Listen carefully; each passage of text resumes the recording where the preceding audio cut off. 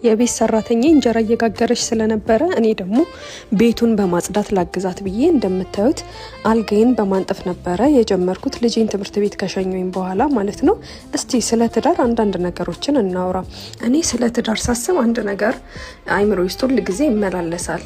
ማለት ይሄ የኔ አስተሳሰብ ሊሆን ይችላል፣ ግን ትዳር ላይ የኔ የሚባል ህይወት እስከሌለና ሁለት የተለያዩ ሰዎች አንድ ህይወትን ለመምራት አንድ ላይ እስከተጣመሩ ድረስ ሁለቱም ደስተኛ መሆን አለባቸው ብዬ አምናለሁ። ትዳር አንዱ እየተጎዳ አንዱ እየከፋው አንዱ መኖር እያስጠላው አንዱ ደግሞ እንደፈለገ የራሱን ህይወት የሚኖርበት ነው ብዬ አላስብም።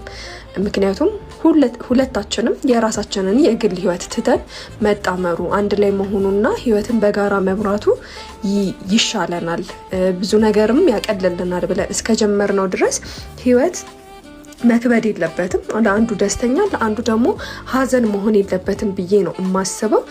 በጣም ብዙ ትዳር ውስጥ የማየው ነገር አንዱ ይጎዳል፣ አንዱ ደግሞ እንደፈለገ ሆኖ ማለት ነው ይኖራል። እና እኔ በተለይ በጣም ሴቶች በዚህ ብዙ ሰፈር ሲያደርጉ ያለው እና እኔ መሆን የለበትም ብዬ ከማስባቸው ነገሮች አንዱ ትዳር ሁለታችሁም ደስተኛ የምትሆኑበት ነው እንጂ ለአንዱ እስር ቤት ለአንዱ ደግሞ ህይወቱን እንደፈለገ የሚኖርበት ነው ብዬ አላስብም። እናንተስ እስቲ ስለ ትዳር ምን ታስባላችሁ?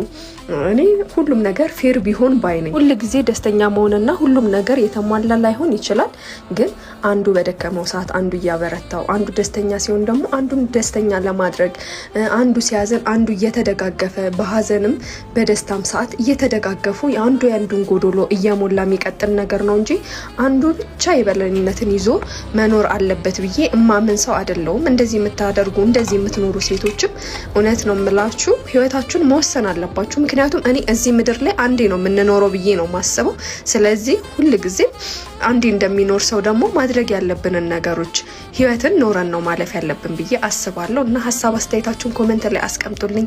ቤቴን አጽድቼ ጨረስኩኝ፣ ዳቦዬን አብክቼ ነበር እሱን እየጋገርኩኝ። የሰራቸውን ወጦች ደግሞ እንደዚህ ለጾም መፍቻ የሚሆን ዳቦዬም ደረሰ እዚህ ጋር እንደዚህ በሚመስል ሁኔታ አቀራረብኩኝ። ቤቴን ጽድት አድርጌ ደስ የሚል ቀን አሳልፍ ያለው። እናንተም ኮፒ ሊንክ፣ ሼር፣ ፌቨራይት፣ ሪፖስት አድርጉ እና ፎሎ ማድረግ ደግሞ እየረሳችሁ ነው አትርሱ ባይ